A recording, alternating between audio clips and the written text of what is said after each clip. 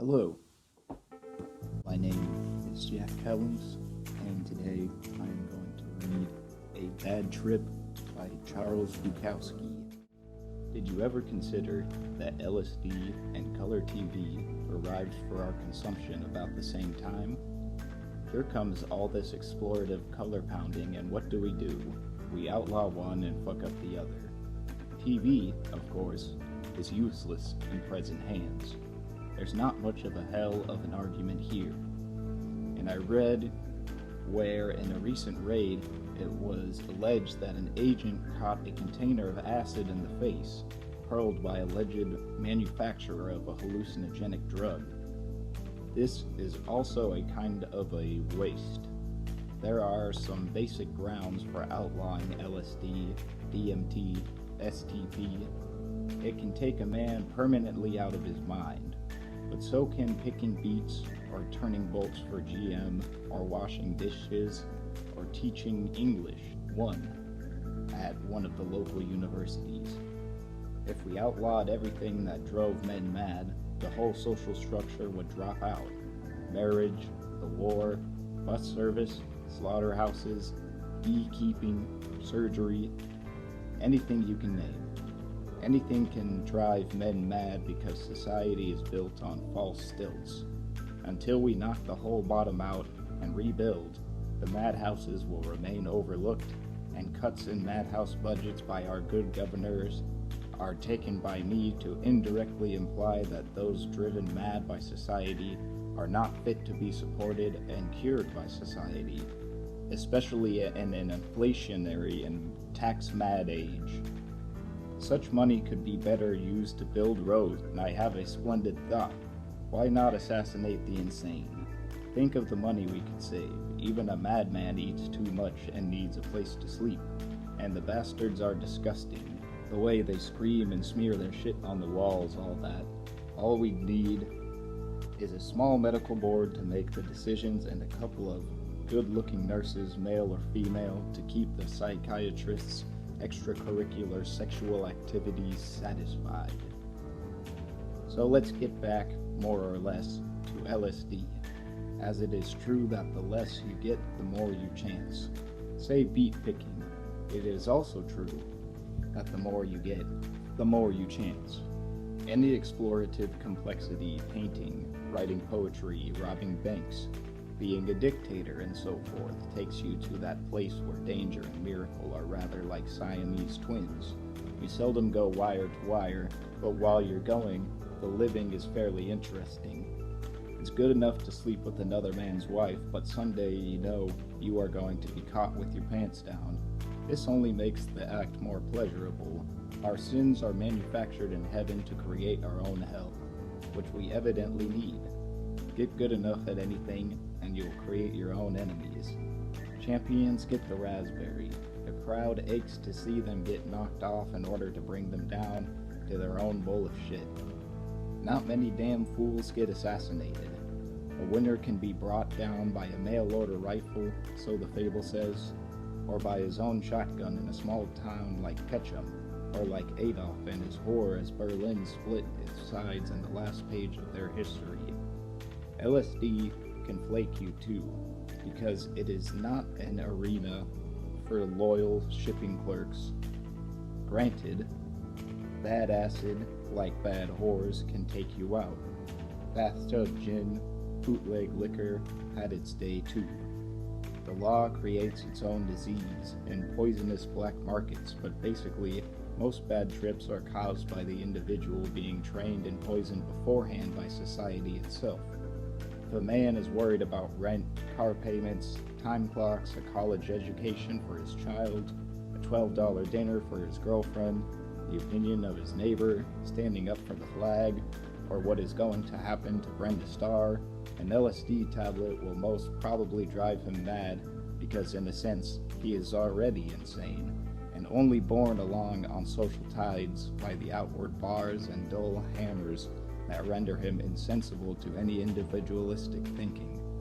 A trip calls for a man who has not yet been caged, who has not yet been fucked by the big fear that makes all society go.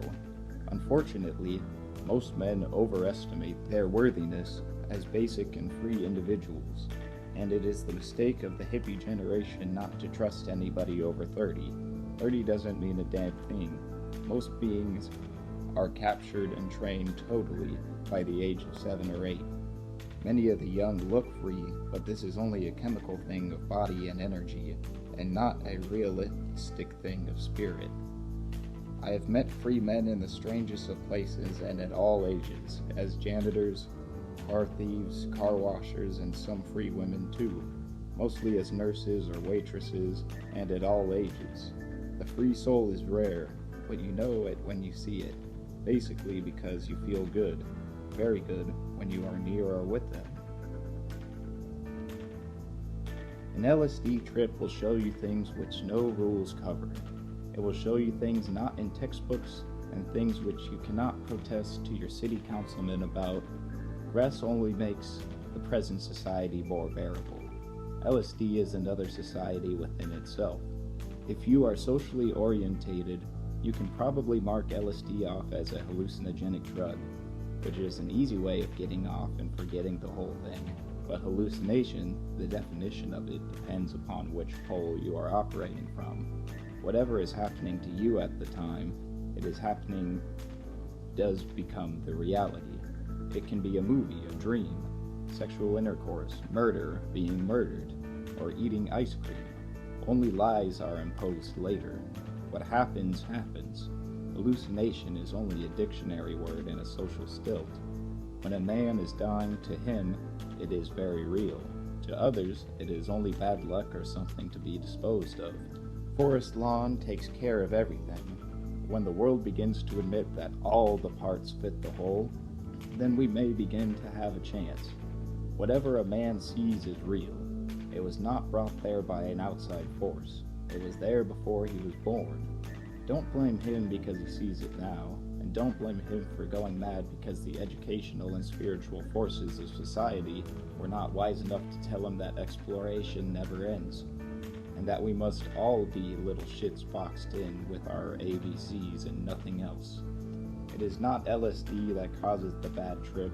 It was your mother, the president, the little girl next door, the ice cream man with dirty hands, a course in algebra or Spanish superimposed.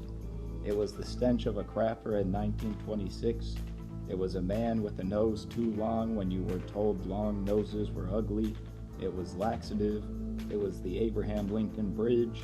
It was Tootsie Rolls and Toots and Casper. It was the face of FDR. It was lemon drops. It was working in a factory for 10 years and getting fired because you were 5 minutes late. It was that old bag who taught you American history in the 6th grade. It was your dog run over and nobody to properly draw you the map afterwards. It was a list 30 pages long and 3 miles tall. I'm still on the beer because basically at 47, they've got a lot of hooks in me. I'd be a real damn fool to think that I've escaped all their nets. I think Jeffers said it pretty well when he said, more or less, look out for the traps. Friend, there are plenty of them, they say. Even God got trapped when he once walked on earth, of course. Now some of us are not so sure it was God, but whoever he was, he had some fairly good tricks, but it seemed he talked too much. Anybody can talk too much. Even Leary, or me. It's a cold Saturday now, and the sun's going down. What do you do with an evening? If I were Liza, I'd comb my hair, but I'm not Liza. Well, I've got this old National Geographic and the pages shine like something's really happening. Of course, it's not. All around in this building, they are drunk, a whole honeycomb of drunks for the end. The ladies walk by my window, I emit. I hiss a rather tired and gentle word like, shit. Then tear this page from the machine, it's yours. Thanks for listening. I had to go through my books that I have read already and find this particular story because I couldn't remember which Bukowski compilation book it was from, but that was A Bad Trip by Charles Bukowski from 1967. And my name is Jack Kellems. Thanks for listening. Like, comment, subscribe, share, all that good stuff, and catch you on the flip.